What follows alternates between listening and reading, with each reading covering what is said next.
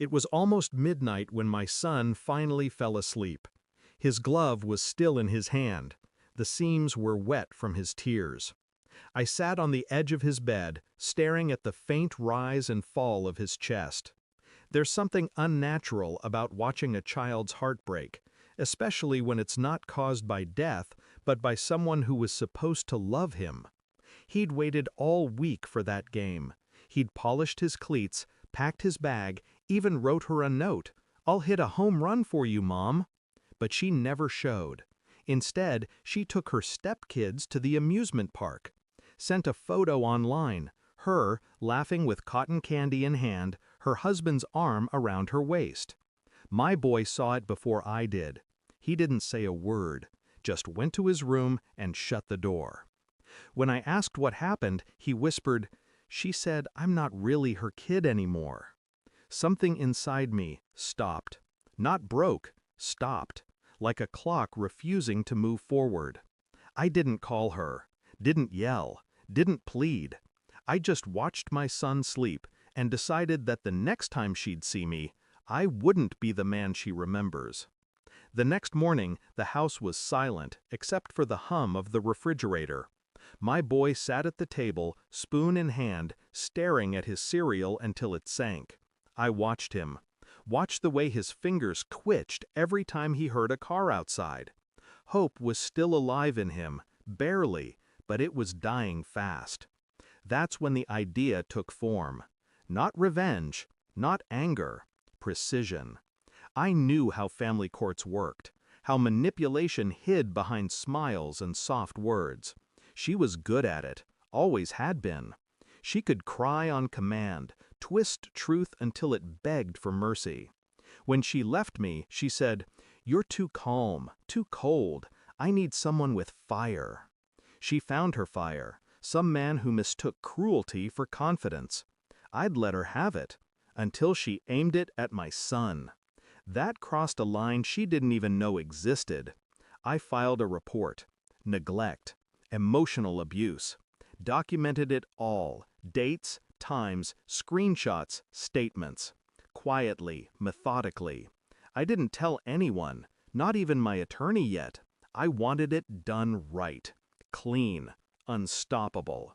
5 days later, everything began to unravel.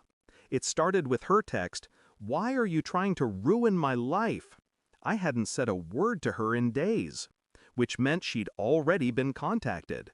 The report had reached her doorstep before I did. I could imagine her pacing, tears weaponized, voice trembling as she spun her version of events. How I was the bitter ex, the obsessive father, the manipulator. But this time, the evidence wasn't emotional, it was surgical. Recorded calls, witness statements, her own messages. When she called, I answered. Silence. Then, "You had no right." I didn't reply. Just listened to the sound of her breathing, the sharp, panicked rhythm of a liar realizing the stage lights were finally on her. After the call, I sat in the dark, staring at my reflection in the window. The man who looked back wasn't angry. He was patient, detached. The kind of patience you find in a hunter waiting for a heartbeat to steady before the final shot. The hearing was short. She didn't expect it to happen so fast. Her lawyer tried to play sympathy, but the evidence spoke louder than tears ever could. The judge didn't look at her when he spoke. He looked at me.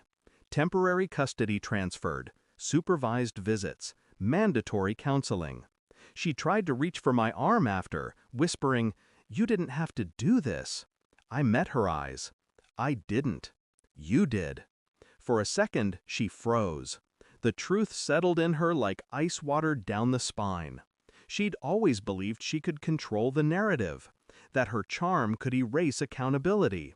But this wasn't a story she could rewrite.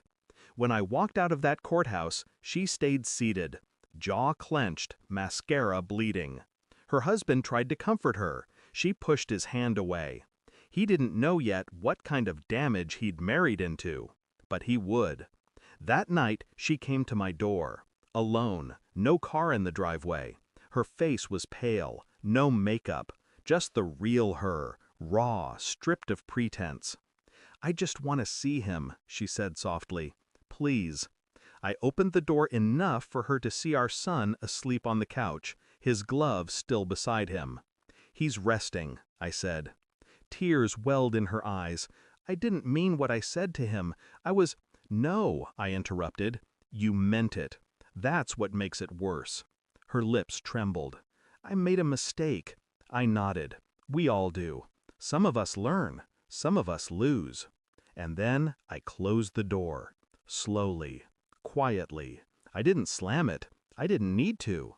In the silence that followed, I sat on the couch beside my boy. He stirred, then leaned against me.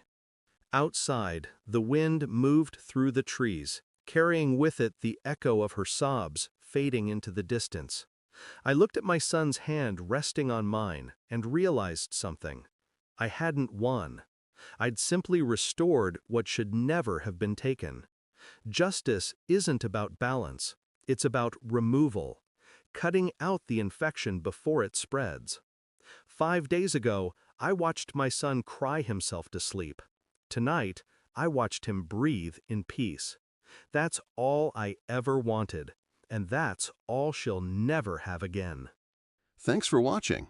Don't forget to like, share, and comment. Subscribe now to Cheating Stories Insight World for more amazing stories.